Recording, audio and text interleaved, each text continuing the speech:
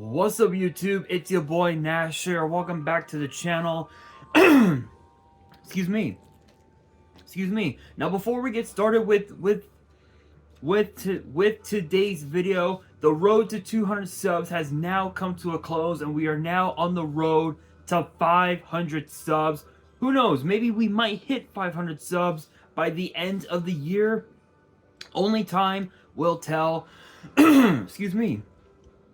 But as I have said in previous videos, if this channel does get to 500 subs, I will open up this Korean LOB booster box in its entirety on the channel that I got from my partners over at Collector Store. So be sure to check them out. Link and address will be in the description below.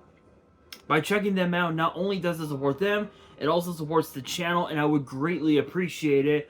On the hopes to potentially pull a Blue Eyes White Dragon, a Dark Magician, a Red Eyes Black Dragon, a Piece of Exodia, Monster Reborn, Pot of Greed. The possibilities are out there. However, if this channel does get to 1,000 subs, I will open up this first edition Toon Chaos box in its entirety on the channel that I also got from my partners at Collector Store, on the hopes to potentially pull a collector's rare out of this set. But it wouldn't be the first time that I pulled a collector's rare, because I also pulled this. If I can take it out of the penny sleeve. There we go.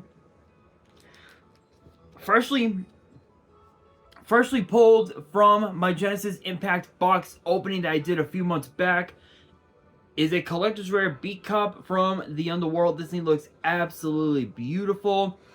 Honestly, the centering looks a bit off from top to bottom, but honestly, it looks amazing. So I am going to be getting this graded at some point, but I really don't know when exactly. But with that being said,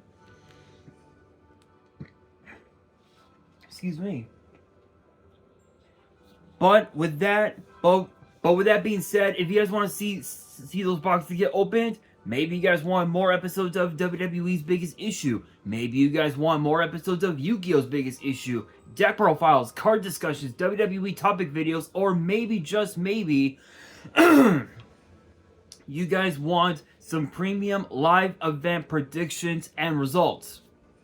Well, if you guys want all of that and more, my channel is the place to be. So if you guys are new to the channel, and I know that a lot of you guys are, make sure you guys subscribe to the channel, turn on the notification bell, smash that thumbs up button on this video, and as always, make sure you guys are following me on all of my social media. My ads will be in the description below, as will the info to my fan mail. It will also be in the description as well.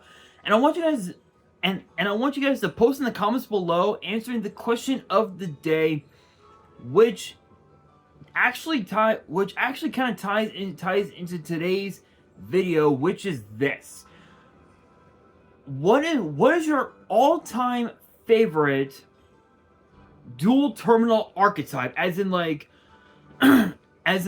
from all of the hidden arsenal sets that we had gotten over the years, which a lot of them were in the dual terminal video, in the dual terminal games that you would see at a YCS.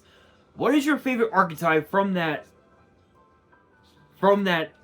series, I guess, if you will? Let me know down in the comments below, because for today's video, we're going to be taking a step back away from Phantom Nightmare and going back into Terminal World with some brand new Genex support. Obviously, there are a few new cards to talk about, but there's also a bunch of reprints that I will also be talking about as well. So, ironically enough, there were only a few Genex cards that were actually pretty good. I think Genex Undyne was one of them. It was used a lot in I think in the Frog Monarch decks back in the day, and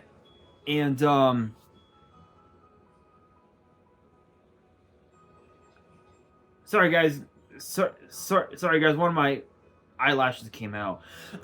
Anyway, excuse me. Excuse me. Anyway, I think I know that Undyne was one of them.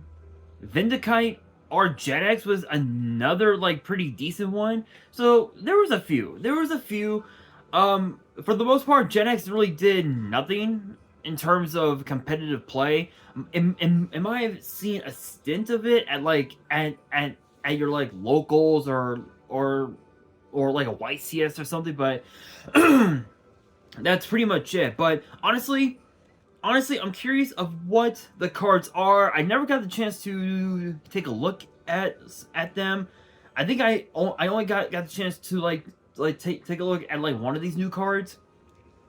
But I think there's like 4 of them, I think. But without any further ado, let's get straight into it. Kicking things off, we have Arms of Genex Return 0, which I probably should show this off, but the artwork, it kind of looks like it kind of looks like oh, what you call it, what's that one 10-star synchro that I used to use?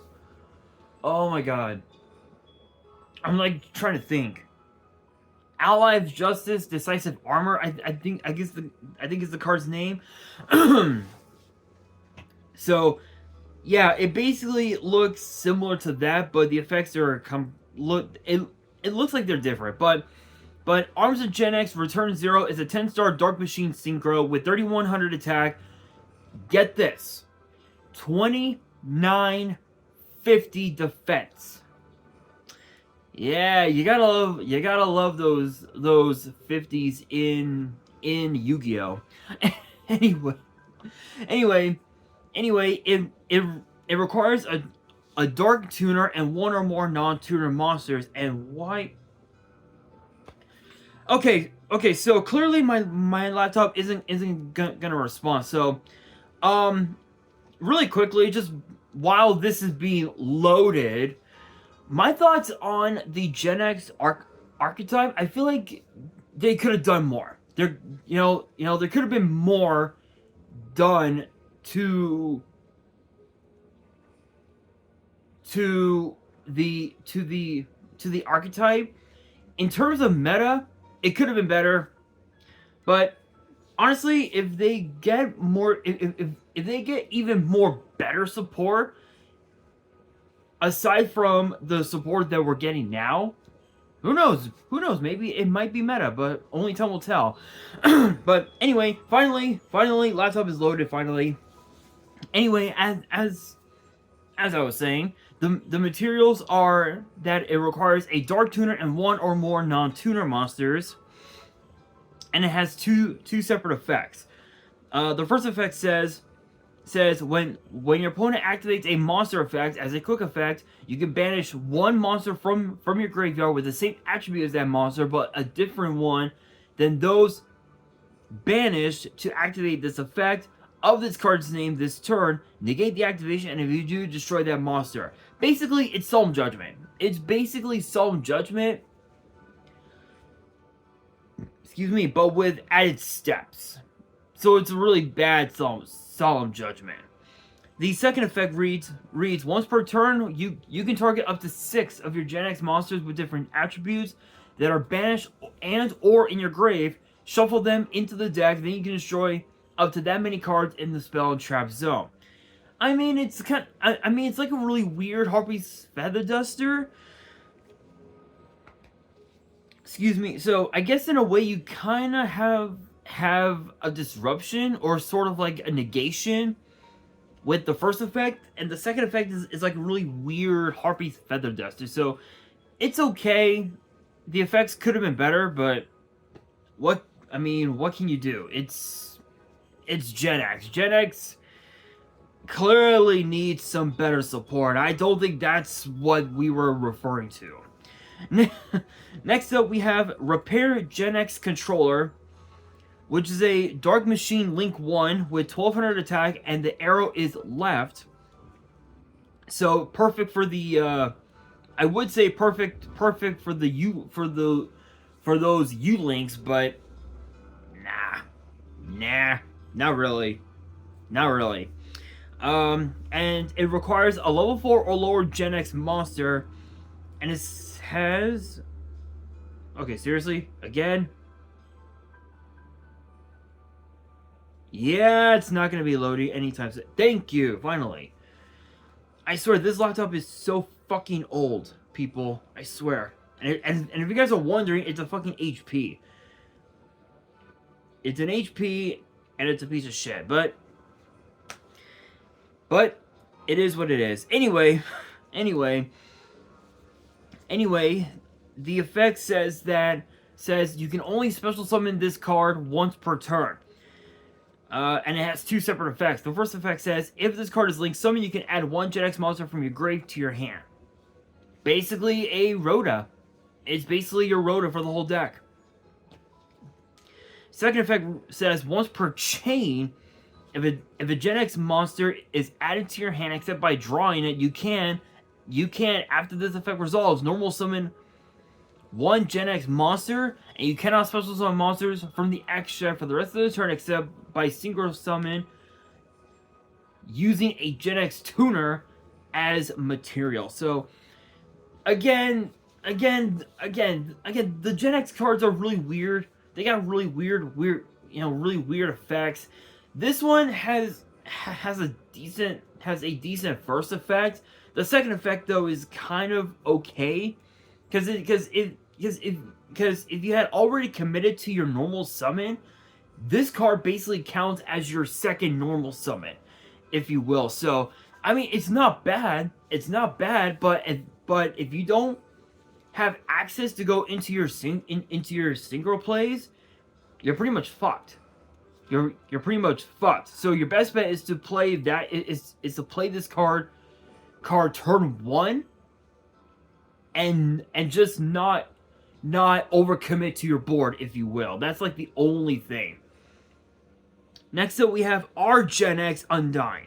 So if you guys remember the original Genex Undying, this is the retrain version of it. So we have our Genex Undying, which is a 4-star Water Aqua, 1700 attack, 1100 defense, and both of its effects, it looks like, are once per turn. The first effect reads, once per turn, you can banish one Genex monster from your grave. This card gains that monster's attribute. Then, if you banish a tuner to activate this effect, you can treat this card as a tuner until the end of the turn. This is perfect to help go into your synchro plays, but it's a bit it's a bit too conditional, if you will, in my honest opinion.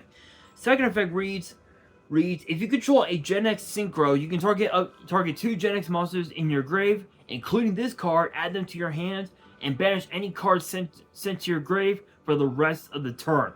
So funny enough, I think cards like Cypher Lord Omega is going to be one of the big power cards that you're gonna want to use in a Genex deck, because you can take cards that are in your banish pile and put them back into your graveyard during your I think it's during your opponent's standby phase. So that's not bad. That's not bad. but again, a lot of these cards are way too conditional, in my honest opinion. But next up, we have our Genex Turning, which is a 2-star Dark Spellcaster tuner with 600 attack and defense. And the first effect is a once per turn. The first effect says, during your opponent's main phase, if you control a Genex monster as a quick effect, you can special summon this card from your hand.